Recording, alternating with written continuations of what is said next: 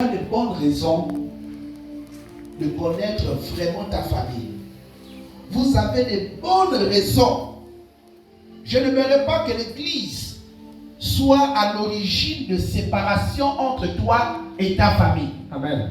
Que l'Église ne te divise pas de ta famille. Amen. Peu importe la beauté de tout ce qu'on vous dit à l'Église, ça ne doit pas vous déconnecter de vos familles. Amen. Parce qu'on se rend compte que vous, aujourd'hui, vous lisez la Bible de manière littéraire. On ne lit pas la Bible de manière littéraire. Chaque fois qu'on lit la Bible, on commence par la prière. On dit, Seigneur, parle-moi. Amen. Je veux que tu m'enseignes. Amen. Parce que si Dieu t'enseigne, vous allez rencontrer vos ancêtres. Amen. Je ne suis pas en train de te parler des sorciers de ta famille, mais je suis en train de te parler des ancêtres. L'ancêtre, c'est qui? L'ancêtre, c'est cet homme-là, c'est cet homme-là, c'est ton père, c'est ton arrière, mais qui a porté des actions. Et qui ces actions-là, avec le temps, peuvent jouer contre ta vie. Amen. De la même manière qu'on parle de la génétique, de la même manière aussi, les problèmes que les ancêtres ont eu à faire, ça va avoir des répercussions dans ta vie. Vérité. Vous avez vu lorsque Jésus-Christ est arrivé, Amen. lorsqu'on est venu pour livrer Jésus-Christ, il s'est passé quelque chose d'assez extraordinaire. Amen. C'était douloureux, mais c'était extraordinaire. Amen. Alors si vous êtes ici là, vous n'avez pas l'oreille spirituelle pour entendre des choses. Amen. Que vous êtes en train de mettre la main sur la tête physiquement, vous allez regretter beaucoup de choses. Lorsque les Romains arrivent pour venir arrêter Jésus, Amen. il se passe quelque chose. Parmi les disciples de Jésus, il y avait un qui avait encore quoi? Le couteau. Vérité, papa. Le couteau ici, c'est quoi? Le couteau représente ici la parole. Amen.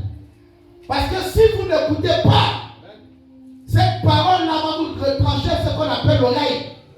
Et si l'oreille tombe, c'est pour aller entendre quoi? Ce que les ancêtres révèlent. Amen. Parce qu'il y a un pouvoir là-bas. Il y a un pouvoir au son. Il y a un pouvoir au son.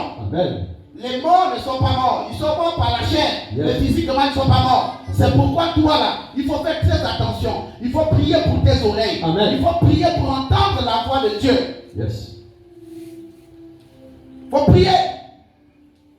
Et vous avez vu, c'est un apôtre qui était avec Jésus. Ils ont quoi? Le couteau. Et quand il coupe l'oreille, qu'est-ce qui se passe? Cette oreille tombe où? Au sol. Parce que le sol doit t'enseigner. Amen. Le sol doit te faire comprendre que tout ce qu'on te dit physiquement là, écoute. Sinon, c'est pas bon pour toi. Amen.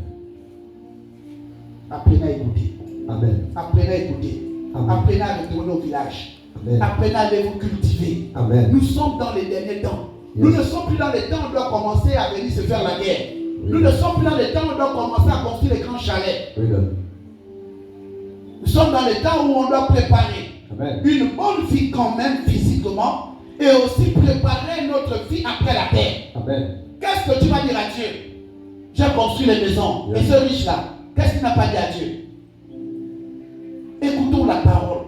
Venons à l'église pour non seulement écouter et mettre en pratique la parole. Parce que chaque fois qu'on nous enseigne ici à l'église, on a comme l'impression que la parole qu'on relâche ici à l'église, c'est pour encourager les gens à devenir des bandits dans la société. Amen. Mais attention, il y a un temps pour tout. Il faut savoir mettre en pratique les Écritures. Amen. C'est vrai, c'est dur. La Bible n'a jamais rassuré que toutes les personnes qui vont marcher pieusement en Jésus ne seront pas persécutées. On dit vous seriez persécutés. Il y aura toujours des épreuves. Amen.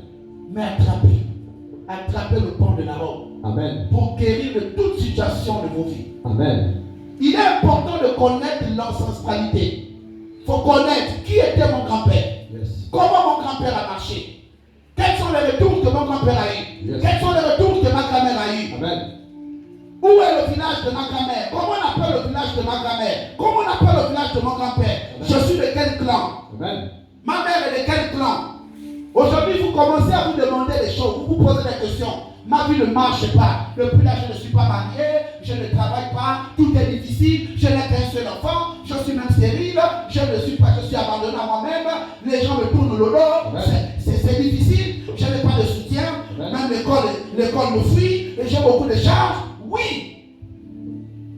Mais tu sais pourquoi tu souffres comme ça. Yes. Ce n'est pas parce que tu pleures dans ce que je viens de citer là que tu penses que ça va influencer Dieu. Tu t'es d'abord mis avec qui en relation?